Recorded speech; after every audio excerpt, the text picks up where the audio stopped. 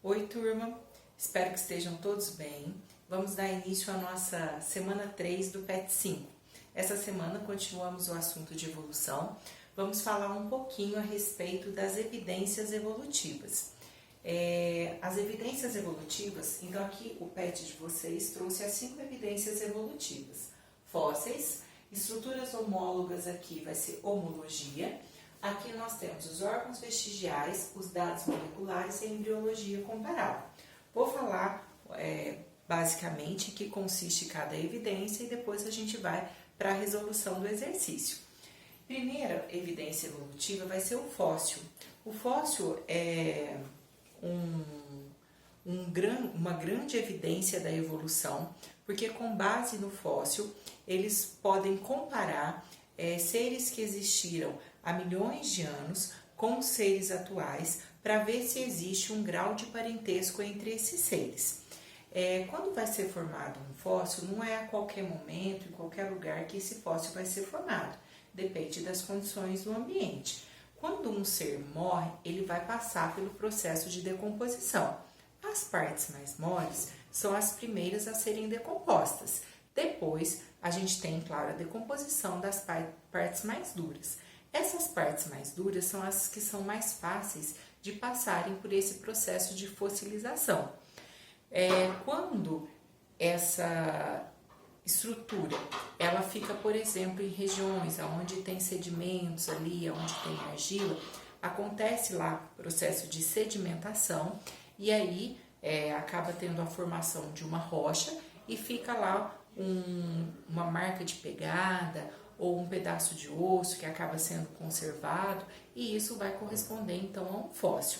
Quando eles analisam esse fóssil, eles conseguem, pelo tamanho, por exemplo, da perna, né, do animal ali, determinar qual era o tamanho desse animal, qual era o peso desse animal, por um dente que eles acham, eles podem ver o tipo de alimentação que aquele animal apresentava, ele era carnívoro, ele era herbívoro.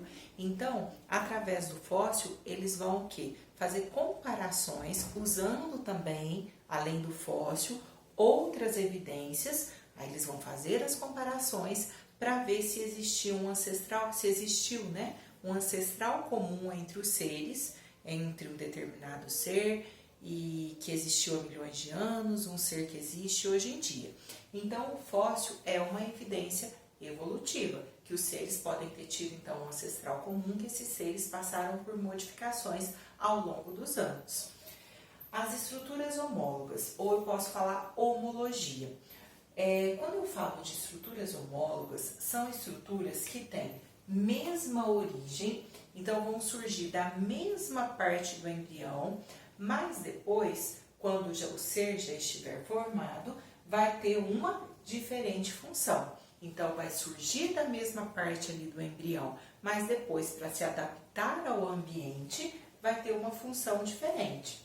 Aqui eu coloquei como exemplo o braço do ser humano e as asas do morcego. Poderia colocar a nadadeira da baleia. Esses seres são todos o quê? Mamíferos. A origem dos nossos braços, da asa do morcego, da nadadeira da baleia, vem da mesma parte do embrião, mas a função é diferente. Por exemplo, eu vou usar os meus braços para segurar as coisas, segurar objetos. O morcego vai usar a asa dele para quê? Para voar. A baleia vai usar a nadadeira dela para quê? Para nadar. Então, a função é diferente porque depende do ambiente que o ser está. Então, toda vez que eu falar de uma estrutura homóloga ou homologia, eu estou me referindo a uma estrutura que teve a mesma origem embrionária, surgiu da mesma parte do embrião, mas depois adquiriu uma função diferente para se adaptar ao ambiente. Por isso que eu falo que é uma irradiação adaptativa. Vem de uma mesma estrutura e depois vai irradiar para se adaptar àquele ambiente. Comparando aqui, nós temos também as estruturas análogas ou analogia. A estrutura análoga não é uma evidência da evolução, mas geralmente os exercícios vão fazer a comparação dos dois. A estrutura análoga já é o contrário da homóloga. Então, é diferente origem, vai surgir de uma parte diferente do embrião, mas vai ter a mesma função depois. Então, aqui eu coloquei como exemplo a asa da ave e a asa do inseto. A asa da ave e a asa do inseto, elas vão surgir, essas asas, de estruturas diferentes, de partes diferentes do embrião. Porque aqui nós temos uma ave e aqui eu tenho um artrópode, né? Um inseto. Aqui eu tenho um vertebrado, aqui eu tenho um invertebrado. Então, são seres que não vieram de um ancestral comum. Só que o que eu tenho que entender? Que a função, a origem foi diferente, são seres diferentes, então essas asas surgiram de estruturas diferentes ali. Mas a função é a mesma, porque a asa dos dois serve para quê? Claro, para voar. Então, aqui é o contrário do homólogo. Então, no análogo, na estrutura análoga, a origem é diferente, mas a função vai ser a mesma. Aí, o que nós temos aqui? Ó, uma convergência adaptativa. Vieram de estruturas diferentes, mas vão convergir para o mesmo ponto, ou seja, vão para a mesma função, para poder também se adaptar ao ambiente. Então, a irradiação adaptativa, ó, vieram de uma mesma parte, né, de um mesmo ancestral, tiveram uma mesma origem embrionária ali, mesma estrutura. E depois vão o quê? Vai irradiar para funções diferentes e se adaptar ao ambiente. Já no análogo, as estruturas vieram de partes diferentes e vão convergir, ou uma convergência, convergem para a mesma função, para também, claro, se adaptar ao ambiente. Depois aqui nós temos os órgãos vestigiais. Órgãos vestigiais, o nome já fala, é vestígio de um órgão que existe, não tem função, ele é atrofiado. Provavelmente ele tinha função nos nossos ancestrais. E com o passar do tempo, ele perdeu a função, ele atrofiou e no nosso organismo existe só um vestígio desse órgão, que é o caso aqui do apêndice vermiforme. O nosso apêndice, que vai estar lá no final do intestino lá, ele não tem função nenhuma pra gente. Nos nossos ancestrais, eles acreditam que ali dentro ficavam micro-organismos que tinham a capacidade de digerir a celulose. Nós não temos capacidade de digerir a celulose e os nossos ancestrais teriam essa capacidade. Então, esse apêndice perdeu a função, porque nós não digerimos a celulose, perdeu a função e ficou só um vestígio de órgão, que na realidade serve ali se entrar algum resíduo, dá uma inflamação e dá uma apendicite. A pessoa acaba, às vezes, né, tendo que operar de uma apendicite, mas não tem função no nosso organismo. Mas eles acreditam que nos nossos ancestrais ele seria desenvolvido. Uma outra estrutura que eu coloquei, até a apostila de vocês vai citar, é órgãos vestigiais de membros posteriores de algumas serpentes e baleias. Então, eles acreditam que os ancestrais das baleias tinham os membros posteriores, né? E esse membro posterior tem lá um pequeno ossinho que seria um vestígio, né? Perdeu a função, esse membro posterior, essa parte de trás, perdeu a função, ficou só lá um pedacinho de osso. Foi importante perder isso, por quê? Porque perdendo esses membros posteriores, a baleia consegue se deslocar, nadar melhor, né? Diminuir ali o atrito com a água e nadar melhor. A serpente é a mesma coisa, que ela teria ali atrás um pedacinho de osso lá, que seria um vestígio de pata, né? Dos membros posteriores, vamos falar de patas. E ela perdendo isso também foi importante para quê? Para ela poder rastejar, para ela entrar nos lugares, esconder, passar, né? Nas frestinhas ali, nos lugares que ela tem que passar, para ela se deslocar melhor também. Então, aqui são alguns exemplos de órgãos vestigiais. Esses órgãos, eles indicariam, então, estruturas que provavelmente existiram nos nossos ancestrais. Essas estruturas perderam a função, então ficou só um pedacinho de osso ali, um pedacinho de apêndice, né? Que não tem função mais hoje em dia. Depois nós temos os dados moleculares. Dados moleculares é a análise do DNA. Quando você analisa o DNA, você olha aquela sequência das bases nitrogenadas ou dos nucleotídeos ali. Então, as bases nitrogenadas A, T, C, G, T, A, C. Quanto maior for a semelhança entre as bases nitrogenadas de dois seres, quer dizer que eles têm o quê? um parentesco maior, eles têm mais semelhanças. Então, analisando, se eu pego dois seres, eu faço esse sequenciamento, né, das bases ali. Se tem uma pequena parte igual de base, quer dizer que eles não têm muita semelhança. Mas se eles têm uma sequência, uma parte grande de bases semelhantes, modifica, cada espécie tem, né, vai ter a sua estrutura ali, mas tem uma grande parte que é semelhante, quer dizer que eles têm o quê? Um parentesco. Eles têm semelhanças, provavelmente eles vieram de um ancestral comum. Então, analisando esses nucleotídeos ou analisando essas bases nitrogenadas que vão formar o nucleotídeo, que formam o DNA, ou analisando também as proteínas que cada ser produz, pego dois seres, vou ver as proteínas que um produz, as proteínas que o outro produz. Quanto maior for a semelhança dos dois na produção de proteínas, que está relacionado, claro, com o DNA também, maior é o grau de parentesco desses dois seres. E depois a embriologia comparada. Quando você vai olhar a embriologia, é o desenvolvimento embrionário, é o estudo do desenvolvimento embrionário. Quando eu vou olhar esse estudo do desenvolvimento embrionário, eu posso, através das etapas do desenvolvimento, perceber semelhanças entre os seres. A primeira etapa, a segunda, a terceira, eles são semelhantes, depois eles vão se modificando, né? De acordo com cada espécie ali. Então, quanto maior for a semelhança desde o começo, quanto mais etapas eles tiverem eles semelhantes, maior é o grau de parentesco entre eles. Provavelmente tiveram em algum momento um ancestral comum.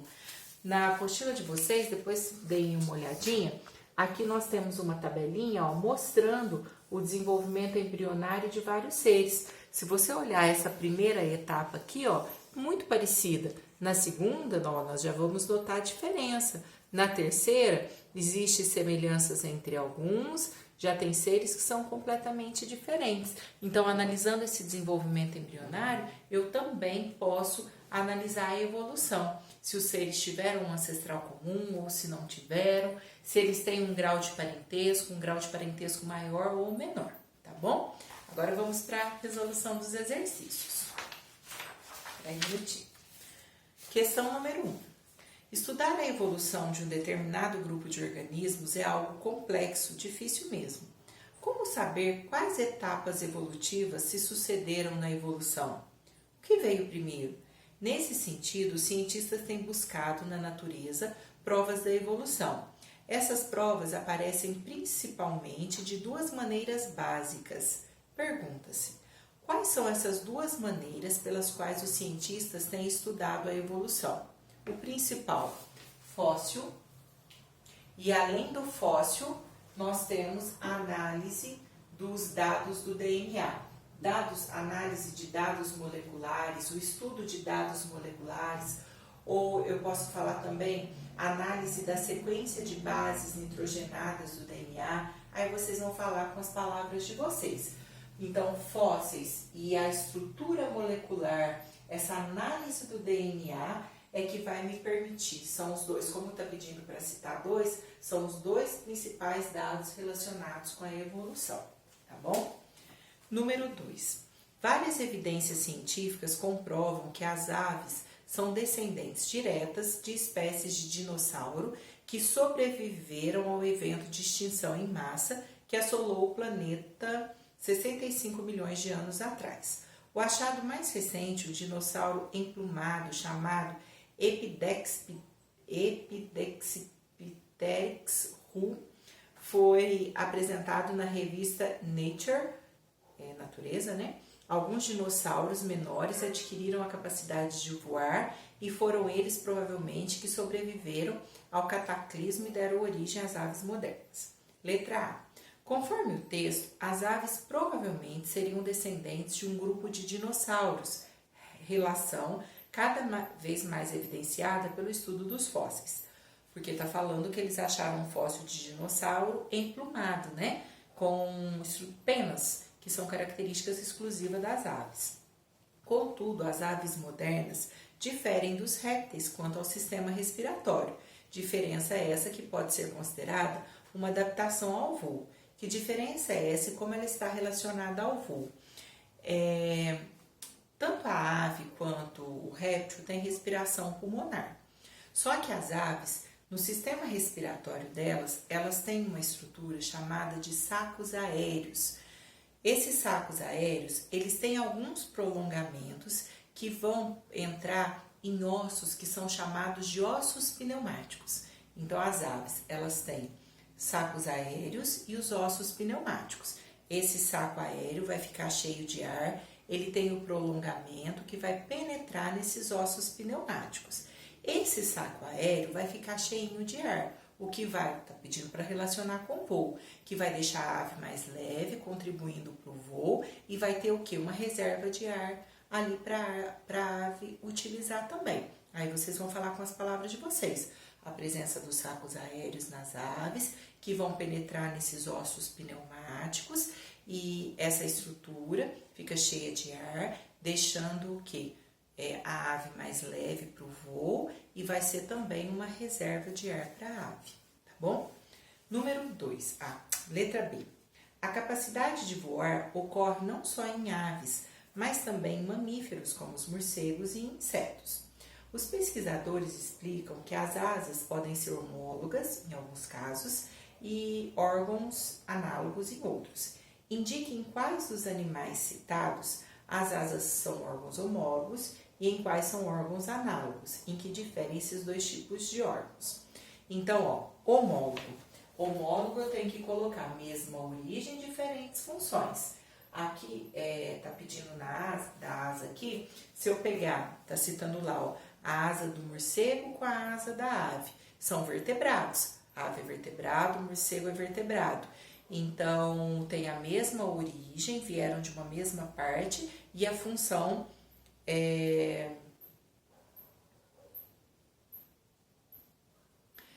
vão ter a mesma origem. E depois, tá pedindo também do análogo. No análogo, eu tenho que colocar diferente origem e mesma função, que vai ser a asa no caso aqui, do inseto, que foi citado, e a asa da ave com a asa do morcego. Então, nessa daqui, vocês vão colocar assim na letra B. Primeiro, coloque órgãos homólogos, mesma origem, diferentes funções. Nesse caso, vai ser a asa do morcego e a asa da ave. Depois, órgãos análogos, diferente origem, mesma função, que é a asa do inseto e a asa da ave do morcego, tá bom? Número 3. Quando a semelhança entre estruturas animais não é sinal de parentesco, então, a semelhança entre a estrutura do animal não é sinal de parentesco, mas conseguida pela ação da seleção natural sobre espécies de origem diferente. Então, vamos pegar o exemplo aqui, espécie de origem diferente, a ave e o inseto. Então, eles têm a asa, mas não é grau de parentesco. Aqui já indica, quando eu falo da asa do morcego com a asa da ave, são vertebrados, tem grau de parentesco. Aqui não, é invertebrado e vertebrado. Então, não indica grau de parentesco. Mas vão se adaptar ao ambiente, vão ser pro voo ali. Isso é o que? Eu estou falando da analogia. A analogia é o que? Uma convergência adaptativa, que é a letra A. Então, a semelhança entre as estruturas não é sinal de parentesco. Estou falando aqui nesse exemplo, vertebrado e invertebrado. Mas ela vai ser conseguida pela seleção natural sobre espécies de origem diferente. Vai ter aqui a mesma função depois para se adaptar ao ambiente. O que é isso? Uma convergência adaptativa, que é a letra A. A número 4. A figura a seguir mostra o desenvolvimento embrionário de diferentes vertebrados. Aí vocês vão olhar o desenho aí, olha. Aqui, nesse desenho, se a gente olhar, ó, a primeira etapa aqui, ó, tem muita semelhança. Conforme vem a segunda etapa, começam algumas diferenças. Alguns ainda são semelhantes. E na terceira, mais diferenças, né? Aí, tá pedindo assim, ó. Observando-a com atenção, pode-se concluir corretamente que, letra A, existe uma grande semelhança no desenvolvimento embrionário dos diferentes animais, sobretudo nos primeiros estágios. Sim, ó, dos primeiros estágios, ó, que tem mais semelhança. Então, a alternativa correta já é a letra A. Vamos ver por que as outras estão erradas. A letra B. A presença de cauda é uma característica comum nos estágios finais do desenvolvimento dos diferentes animais. Gente, mamífero aqui com cauda, ó, a ave com cauda aqui, não. Essa B aqui está completamente errada. Letra C. Os estágios jovens do desenvolvimento embrionário de um animal são bastante diferentes dos estágios jovens do desenvolvimento embrionário de seus ancestrais. Não, é justamente os estágios jovens, eles são semelhantes aos ancestrais para poder indicar esse grau de parentesco. Então, essa também está errada. Letra D. Uma ancestralidade comum não pode ser evidenciada através da observação do desenvolvimento embrionário. Está errada. A embriologia comparada é justamente uma evidência da evolução, para mostrar uma ancestralidade, um ancestral comum que os seres tiveram, né? Então, está errada. Letra E. Quanto mais diferentes são os organismos, maior a semelhança embrionária entre eles. Quanto mais diferente, maior a semelhança. Não, quanto mais diferentes, menor a semelhança embrionária. É errada também, né? Então, a resposta aqui é a correta, letra A. Esse assunto ele é bem amplo, como sempre, né? A maioria dos assuntos são. Espero que vocês tenham entendido, pelo menos, quais são as principais evidências, né? Evolutivas. Que vocês tenham entendido a resolução dos exercícios, tá bom? Até a nossa próxima semana, as nossas próximas explicações. Fiquem com Deus. Tchau!